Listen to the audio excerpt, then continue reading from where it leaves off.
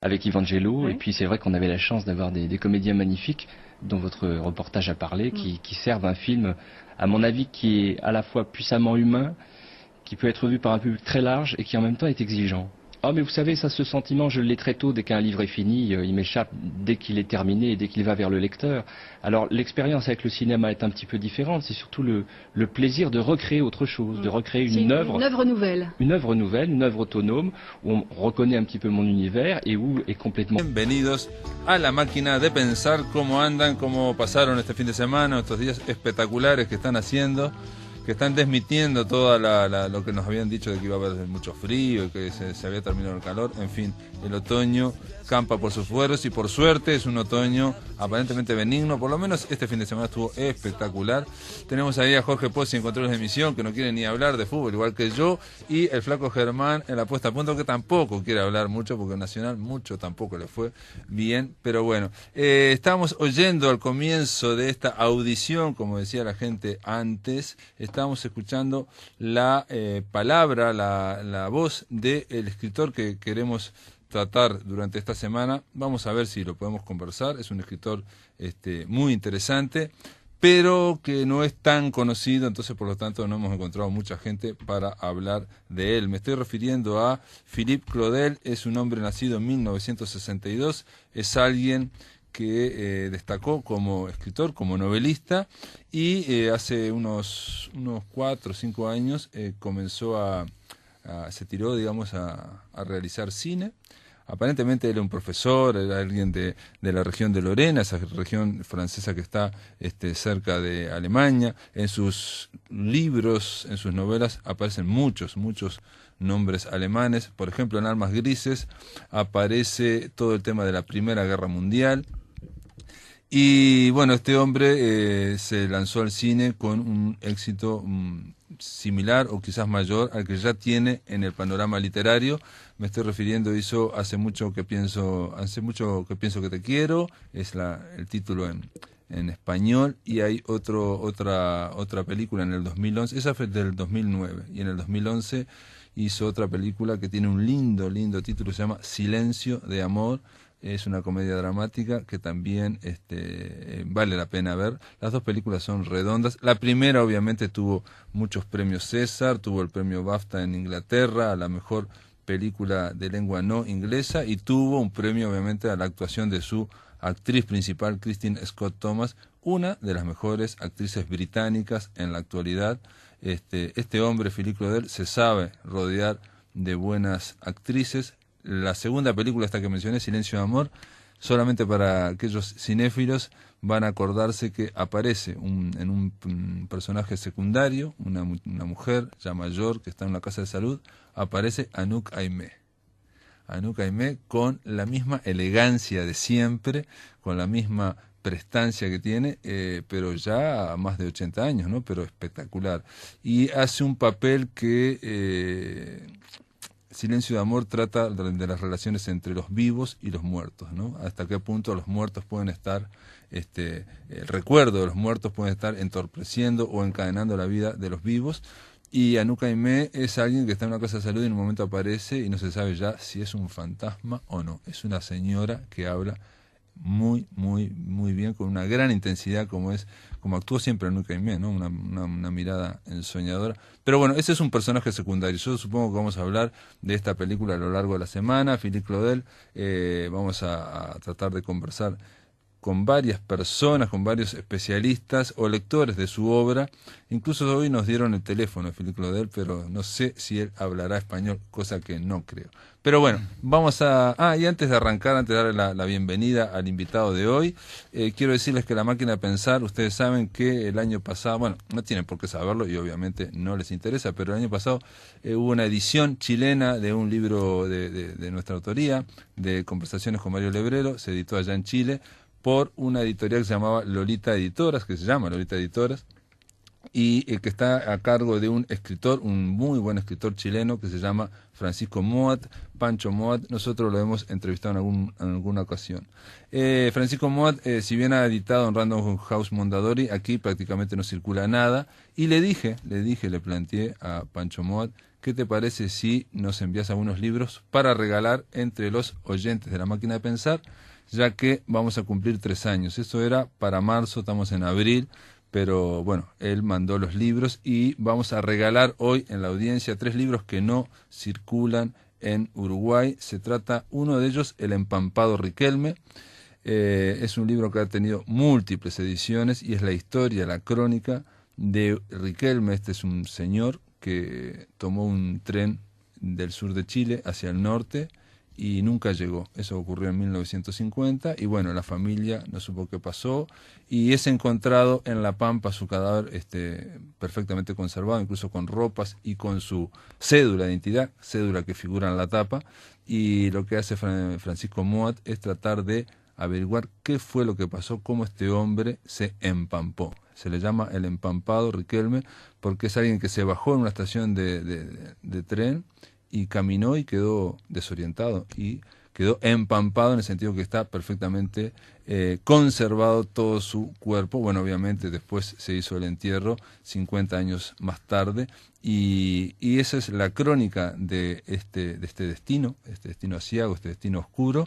Francisco Moat lo tituló El Empampado Riquelme y reitero que conoció muchas ediciones. Luego tiene un libro de artículos llamado Algunos Adioses, en un homenaje a los adioses de Onetti, porque uno de los artículos es sobre Juan Carlos Onetti, y finalmente tenemos Las 7 vidas del Gato Gamboa, conversaciones con el último director del diario Clarín chileno, un diario sensacionalista que fue amigo de Salvador Allende. Estos son los 3 libros que vamos a estar regalando hoy en La Máquina de Pensar.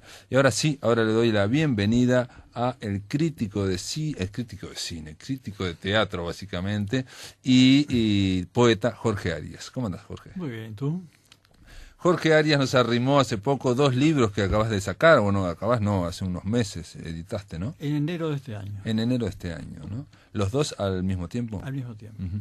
Se tratan de Telas de Juicio, son artículos y ensayos de crítica de literatura, de teatro y de política, y se trata de Piedras en el Aire, es un libro de poesía que en parte va siguiendo esa línea que tenés vos de los libros de poesía, ¿no? Las piedras. Las piedras.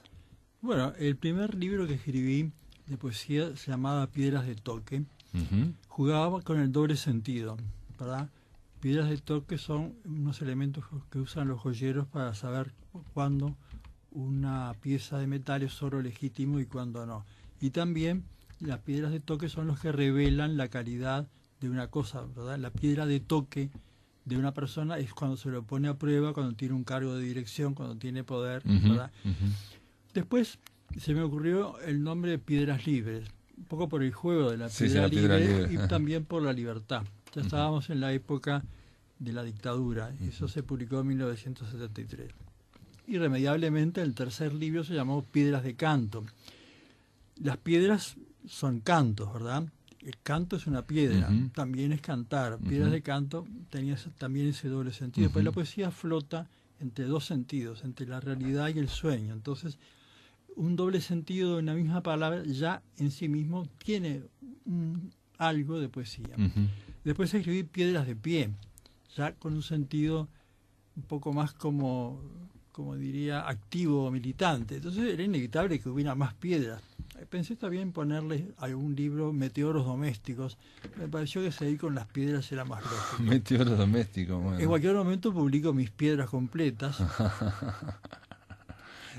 No, estaba pensando Piedras en el Aire, y en el otro también tomás de alguna forma Telas de Juicio, en Tela de Juicio, poner en Tela de Juicio, ¿no? Claro, esto está en tela de juicio, Uh-huh, está uh-huh. significa juzgar o lugar donde se juzga algo, Uh-huh, uh-huh. o discutir, o no creérselo todo, o dudar, o tener la idea de René Descartes que hay que poner todo en duda hasta donde sea posible. Uh-huh. O como dice una cita de Brecht que yo hago en uno de los artículos, repasa la cuenta, tú vas a pagarla. está llamado a ser un dirigente. De alguna forma, en el libro de poesía, yo te decía fuera de micrófonos que veía cierto, pero en realidad es una impresión muy por arriba mía de que veía, sobre todo en este soneto, leyendo Jean Santel, había visto un cierto ecos de Borges, ¿no? Y después vi que ahí te atreves a hablar casi en nombre de Borges, o de lo que fue Borges en el nombre. Sí, para mí Borges fue muy importante como escritor, me parece el mejor escritor en lengua española de los últimos 200 años. Para mí fue un maestro por la concisión, la gracia, el humor, la brevedad, la inteligencia, todo eso lo tiene. Hay gente que no le gusta, bueno. Pero cada vez menos, ¿no? Cada vez menos. Cada uno elige. Creo que es siempre divertidísimo leer cualquier cosa de Borges. Sobre todo lo mejor que tiene para mí son los ensayos. Yo no estoy muy seguro de que en materia de poesía haya tenido alguna importancia en lo que yo escribo. Sí la tuvo en uno de los poemas donde yo tomo una frase de Borges y la incrusto en el poema. El poema que se titula Declaración del recién nacido tiene una frase que dice: muerto en su laberinto, yo fui la clave. Entonces, eso está sacado del título precioso de un cuento de Borges, Aben Hakam el Boharí, muerto en su laberinto. Que alguien muera en su laberinto me pareció muy curioso y muy interesante. Y el que muere en su laberinto es el falo, en mi poema. Y eso, ahí se me ocurrió la idea del título del cuento de Borges. No porque tenga nada que ver con el cuento de Borges, sino porque la metáfora de alguien que decae o se muere en el laberinto donde se metió, bueno, me pareció que pintaba con cierta... Muerto en su laberinto, yo fui la llave, dice. Claro. En Declaración de recién nacido, que, bueno, habla de auroras de sangre también, y bueno, lo que pasa es que a cada lector se le disparan distintas... No, habla de lo que puede sentir un niño cuando nace, es pura ficción. Aclaro además que no tiene nada que ver con el nacimiento de ninguno de mis 4 hijos, sino con la lectura del ensayo de Carl Sagan, El universo amniótico, donde trata el tema de qué es lo que puede ver un niño cuando nace y por qué cuando uno muere a veces ve una figura blanca, que para Sagan es simplemente el ginecólogo que lo trajo al mundo, que es lo primero que ve. Y es también lo último que se le representa cuando muere. Esa es la idea de Sagan, por lo menos. No, cuando habla de son las auroras así de sangre, pero digo, es lo que tienen las palabras, que pueden disparar a un lector distintas interpretaciones, hay un libro que se llama Aurora de Sangre precisamente, entonces, pero no tiene absolutamente nada que ver. No. También en otros poemas, no te digo que vayas a tratar de hacer un haiku, pero hay una cierta fruición, digamos, por lo minimalista, ¿no? Poemas cortos. También hay Presencia, sí. Ni con 500 años, Medusa, Anestesia General, son todos poemas muy breves. Efectivamente. Sí, me interesa poder dar una sola imagen que signifique algo en un contexto muy pequeño. A veces, otras veces he escrito poemas de varias páginas también. Por ejemplo, hay uno que se llama Niño en un bar, que es bastante largo. Sí, bueno, ahí te atreves con algo que, bueno, ahí también hay una cuestión de atreverse, algo que casi puede rozar lo cursi, en este sentido, por meterse en una situación tan dolorosa como es la de un niño en un bar pidiendo, que casi que sobran las palabras frente a una escena tan brutal como esa, ¿no? Pero el tema del poema no es ese, porque la tristeza en sí misma no me significa nada. Puedo tener piedad por los niños que tienen hambre, si es que eso existe en el Uruguay, que tengo mis dudas. Pero el tema es otro, es la insensibilidad mía. Sí, el instante. El hombre que está en el café, que el chico no lo moleste, que viene a pedirte una moneda y uno lo mira diciendo, ¿qué estás haciendo acá? Déjame leer mi libro, mi diario, las noticias del día, la página deportiva. Sí. Eso es, el nudo del poema no es presentar una situación triste, una situación desgraciada, inspirar lástima, es terrible, sino inspirar horror, porque yo soy indiferente a todo eso. No hay para ti otro instante que el que transcurre, mientras alzo la vista del diario de la mañana, junto al café para decirte no con la cabeza. Soy un crápula. No, claro. Pero, ¿y quién no lo fue en algún momento? No, por supuesto. ¿Quién no por se sacó supuesto. de encima a un desgraciado que le pide algo simplemente porque le molesta el diario? En realidad, casi lo que estás hablando no es ni siquiera de, digamos, del instante, sino de lo que es la atención, que es lo mínimo que tenemos y lo máximo también, ¿no? Dar nuestra atención es quizás el libre albedrío nuestro, ¿no? O sea, entonces, frente a estas escenas terribles que aparecen en los bares de Montevideo, está la idea de no dar ni un instante de atención, ¿no? Pero por eso digo que eso me pareció medio arriesgado, porque la escena en sí es, desde Dickens para acá, esa escena es brutal, ¿no? Un niño que está pidiendo. Bueno, y la indiferencia del escritor no es tan tradicional. En general, el hombre que ve eso se apiada. Hoy no, hoy se predica y se practica la mayor indiferencia por todo eso. Estás tan lejos de mi mente, dice el narrador, o digamos la voz lírica en este poema de este niño, dice: estás tan lejos de mi mente como esas tortugas del océano Pacífico, y tú nada preguntas, no dices querer más que una moneda, y algo en algún rincón de tu cerebro está a punto de abdicar de la vida, de decir no o de decir sí. Todo es lo mismo, pero estás allí, movedizo y gracioso como un pájaro. Ahí también hay una reivindicación al final, ¿no? Del niño. Del niño, claro. Que nos acusa. Sí, sí, sí, sí. O por lo menos que yo siento que me acusa, en ese momento por lo menos. Nada, después de la pausa, Jorge, te voy a pedir que leas alguno de estos poemas, porque es un atrevimiento que yo los esté leyendo, pero bueno, era un poco para ver de qué estamos hablando, porque es muy difícil acercarse, aproximarse, tratar de bordear lo que es la poesía, ¿no? Es muy difícil. Después de la pausa continuamos aquí conversando con Jorge Arias. En el aire de Radio Uruguay, La Máquina de Pensar.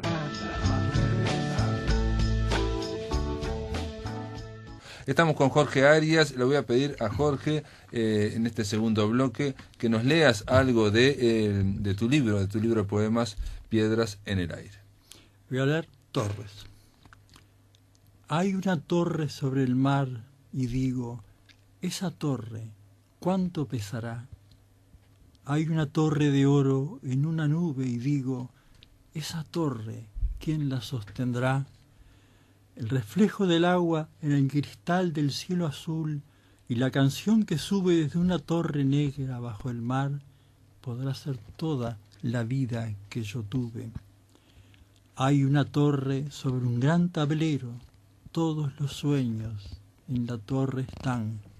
Habré ganado, habré perdido, pero esa torre sola resistirá. Muy bien, La Torre, eso me olvidé de comentar este poema también, que no está, no sé si está en la misma línea que todos los otros, ¿no? Es un poema en este sentido, me pareció que era un poema más de imágenes. Varios poemas son de imágenes. Sí, no. El primero, Los árboles azules, prácticamente claro, es solo de imágenes también. Sí. Pero en el sentido que imágenes, cuando no dije imágenes surrealistas o imágenes no tan como por ejemplo el de Borges o otros, el del anestesista, digamos, hay otras imágenes que son como más menos surrealistas. Más cercanas a la tierra. Más digamos. cercanas a la tierra en esas líneas. Bueno, hay que tener un poco de contacto con la tierra y un poco de contacto con el cielo, ¿no? Exactamente. Bueno, ya me estás dando el pie para la siguiente pregunta, que tiene que ver con la poesía en este libro Telas de Juicio, que crítica literatura, teatro y política en este libro, donde vos criticás o haces la reseña de un clásico que vamos a tratar en algún momento acá en La Máquina de Pensar, está agendado, probablemente va a ser este año, que es el libro de Edgar Lee Masters. Sí.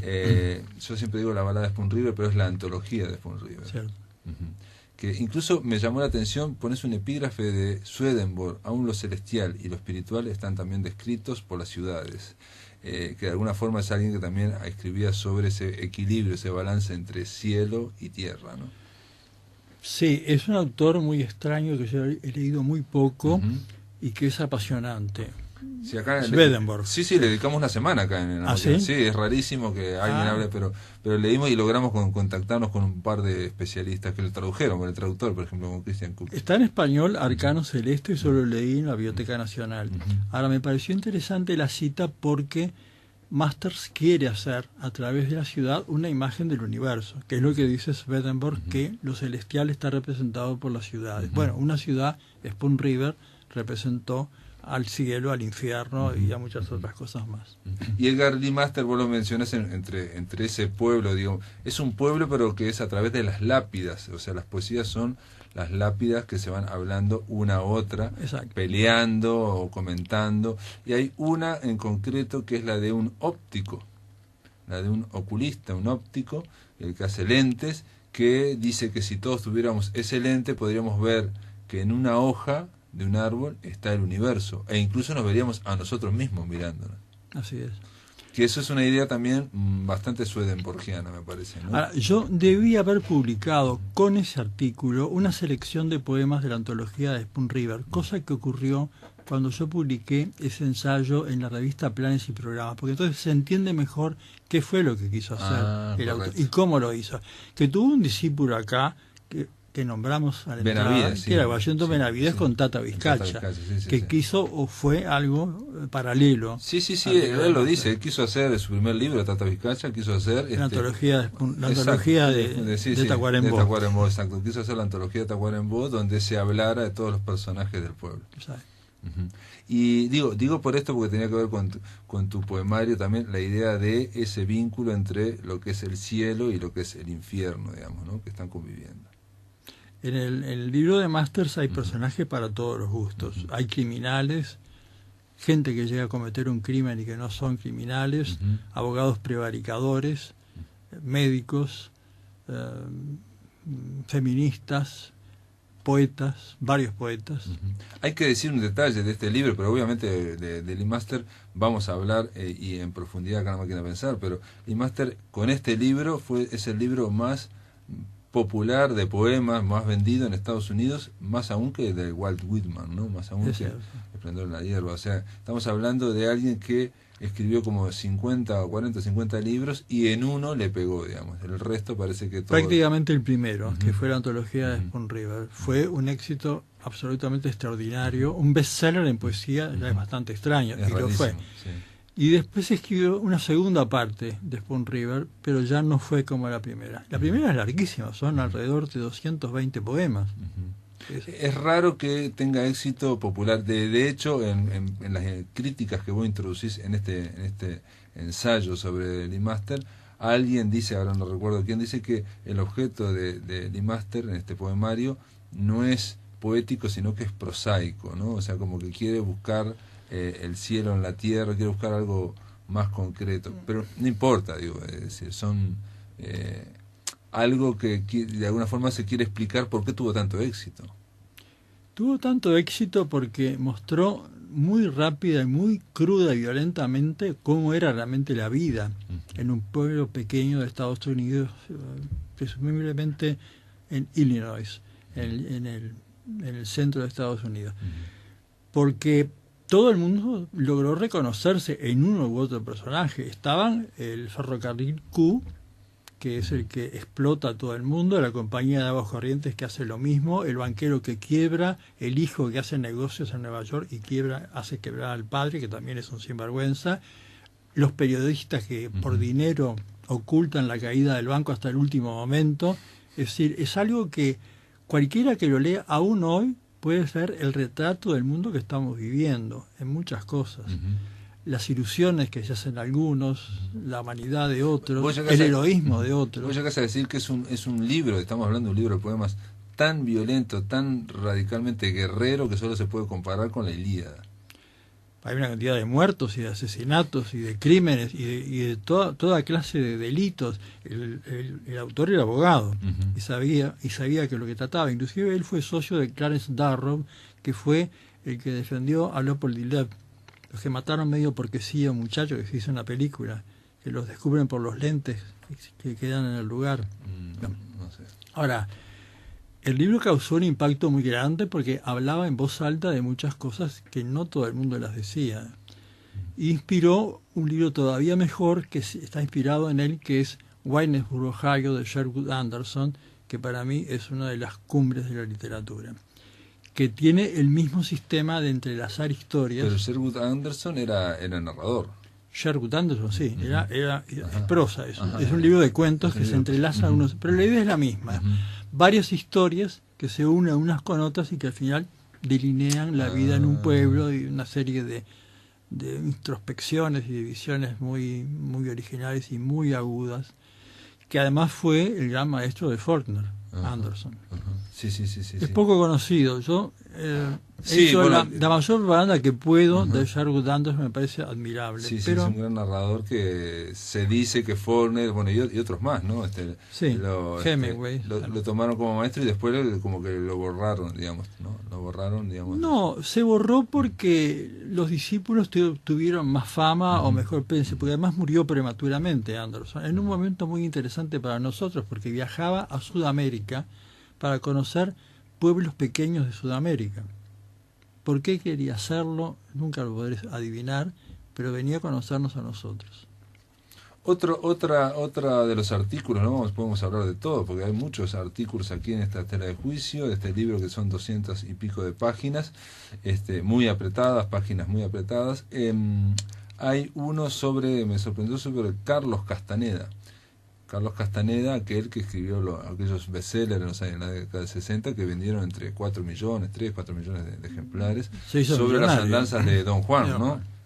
Un camino yaqui o algo así, ¿no? Algo, donde, bueno, vos analizás el tema de esa filosofía que también intenta, ¿no?, unir el cielo con la tierra.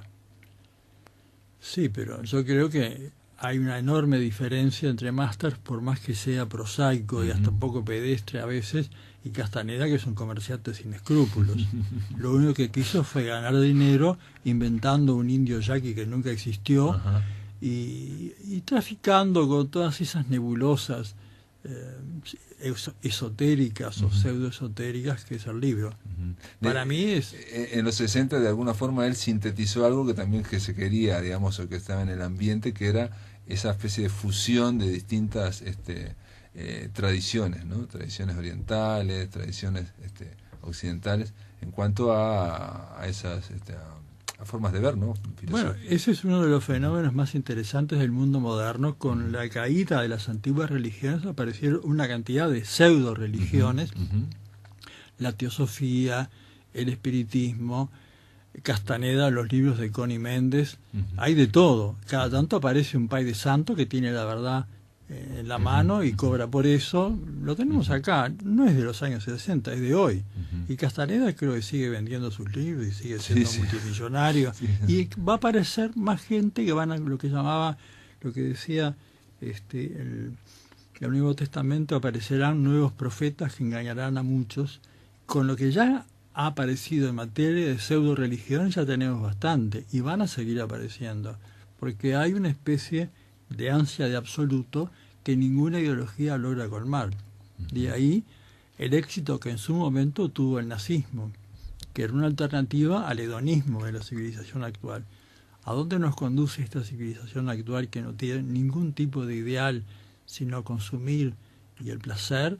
Eso es un enigma. Es un campo muy fértil para todas esas religiones, filosofías, ideologías. Vos decís que de alguna forma el hambre de inmortalidad o el hambre de trascendencia que tenemos todos no se ve contemplada, digamos, en el mundo actual. Entonces por algo de alguna forma sale, de algún lado sale. Por eso aparece Carlos Castaneda y muchos similares que aparecieron y seguirán apareciendo. Yo no recuerdo ahora porque no me interesa demasiado eso, y yo comento los libros que llegan a mis manos por razones de organización periodística. Me toca escribir sobre tal cosa y leo y trato de enterarme de qué quiere decir. O sea que en este caso Carlos Castaneda te cayó ahí el libro y vos a la República, el Evangelio según San Carlos. Después también me extrañó que hacías una reseña pero de Kafka. ¿Esto es por la obra de teatro o no? Por el Castillo. De Kafka en general, porque leía todo Kafka para escribir Kafka, eso. Fue cuando se dio El Castillo por la Comedia Nacional. El Castillo sí, es una sí. obra que él nunca terminó y que se terminó mal por su amigo Max Brod, a pesar de la orden de Kafka de quemar todo lo que había escrito y no se había publicado. Lo que estaba publicado evidentemente no se podía quemar. Y traté de averiguar lo más posible sobre Kafka y su obra y sobre el valor que tiene y de dónde sacó sus ideas. ¿Y vos qué pensás que hizo Max Brod? Perdóname, porque ahora, Sí. ¿te parece bien o te parece... ¿Qué juicio te da, te genera lo que hizo? Porque esta detalle que acabas de decir yo nunca lo había escuchado y está muy bien, es una cuestión de sentido común. Cuando Kafka dice, quemen toda mi obra, y todo el mundo dice, no, si hubiera quemado la Metamorfosis, si hubiera quemado tal cosa, pero en realidad eso ya estaba publicado. Sí, eso no se podía quemar. Eso no se podía quemar porque ya está publicado. En realidad, él plantea que se queme el proceso, por ejemplo, cuando estaba publicado. Claro, y América que tampoco, Y América que no está y terminado. las cartas que mandó, que es lo que lo mata. Y el diario, todos los diarios, el diario es aforismo, ¿no? Bueno, eso no lo recuerdo, pues sí. Si estuvo bien o mal, es como Virgilio cuando pide que quemen la Eneida antes de morir. O todos los libros que nunca se escribieron o que estuvieron a punto de escribirse, como por ejemplo la segunda parte de la Galatea de Cervantes. Pero en el caso, por ejemplo, del proceso, que no está terminado y que incluso no se sabe bien el orden de los capítulos, que apareció con otro un orden, con otro. ¿Qué te parece? El proceso nunca llega a existir tampoco, ¿no? Claro. No Es sé. un libro que impresionó mucho, ¿no? O sea, el proceso es fundamental. Lo que pasa es que cuando aparece un autor célebre, todo lo que hizo en su vida cobra relevancia, Sí, sí. es editado y es vendido y es comprado. Yo no estoy en la mente de Brod para saber si procedió mal o bien. Creo que quiso hacer las cosas bien. Inclusive, él sostuvo que cuando Kafka le dio esa orden no estaba bien de salud. Podía no estar inclusive en sus cabales, ¿verdad? Sí, Ya estaba en su último momento cuando ya estaba afectado por la tuberculosis que lo iba a matar. Entonces, Brod dice que entendió que era una orden que no le podía dar y que solamente un enfermo podía ocurrírsele eso. Y entonces apareció todo lo demás. Bueno, pero zafaste bien de la respuesta. Yo no lo puedo juzgar. No, porque yo he encontrado gente, incluso le entrevisté una vez a alguien de Perú que había escrito un artículo diciendo que Brod se había equivocado y lo llamé, lo entrevistamos de acá. Pero claro, al hablar él decía que había hecho un poco provocativamente, porque digo, claro, cuando lo planteas el tema de si no hubiera existido el proceso, si no hubiera desobedecido Brod a Kafka, en fin. Y los amigos de Virgilio se hubieran quemado la Eneida, nos quedábamos sin la Eneida y tantas otras cosas. Claro. Yo tengo un amigo escritor, Felipe Poleri, que plantea que si alguien dice no quiero que me publiquen esto, tiene que quemarlo. Si el escritor no lo quema, entonces está delegando, es como aquel que tacha, pero lo tacha con dos cruces, o sea que se pueda leer abajo. Claro. De alguna forma no es una decisión radical, ¿no? Juan Rulfo, por ejemplo, no se encontró nada de la cordillera porque obviamente lo debe haber quemado, ¿no? O sea, no se encontró nada, no hay nada, ¿no? Kafka no podía quemar todo, porque lo que se publicó son cartas que él no tenía. Claro. Y él hubiera querido que se rescataran y que se quemaran. No, claro, las cartas sí. Que eso es lo que más lo compromete. Sí, eso me parece. Bueno, bueno, de Kafka estamos hablando del Castillo y de esa obra de teatro que hizo la comedia. La comedia. Se nos pasó el tiempo, estamos en el minuto 42, teníamos que haber cortado en el minuto 38. Jorge Arias, que ha hecho la presentación Telas de Juicio, Crítica de Literatura, Teatro y Política, es un libro Jorge Arias, y el poemario Piedras en el Aire, Piedras en el Aire de Jorge. Gracias por estar acá en La Máquina de Pensar.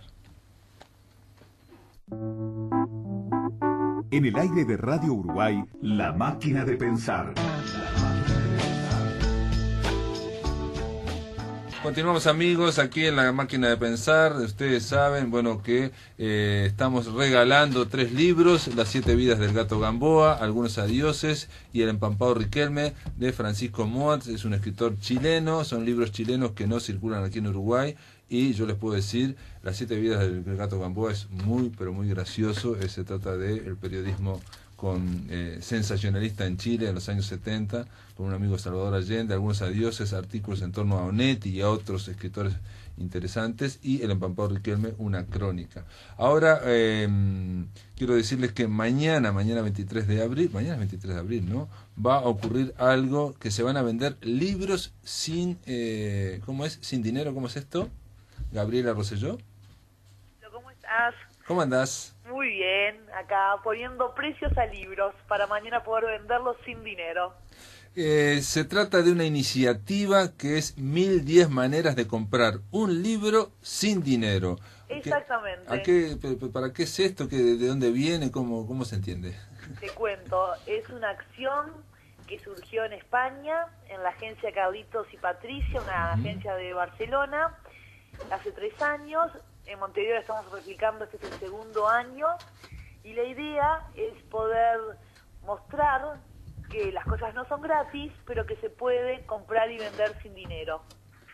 ¿Y cómo sería que, por ejemplo, yo llevo estos libros que estamos regalando, o otros libros de otros autores, Sí. ¿cómo hago para venderlo sin dinero y a dónde tengo que llevarlo? Y primero explícame cómo hago para venderlo sin dinero. La idea es que quien dona un libro le Sí. ponga un precio, y los precios son acciones lindas, positivas, divertidas, para que el que cuando después tengamos en el stand todos los libros se acerque y elija un libro que le guste y que pueda comprometerse a pagar ese precio. Acá dice, por ejemplo, el rango de precio puede ir desde besar a un extraño hasta donar sangre. No sé cuál de los dos elijo, ¿no? ese rango es amplio, pero sí, hay precios de todo tipo. La verdad que cosas muy lindas. Hay, por ejemplo, un libro tiene un precio que es que tejí una bufanda y regalásela a alguien que esté en situación de calle. Ajá. Regalar ropita de recién nacido y llevarla al Pereira Rosell. Después armar un picadito con 6 personas en la calle y jugarlo ya. Y decime, Gabriela, porque esto es algo obviamente que interpela, que desafía, porque por un lado tenés el libro que querés comprarlo, pero por otro lado tenés que pagar, pero no con dinero, tenés que pagar con una acción.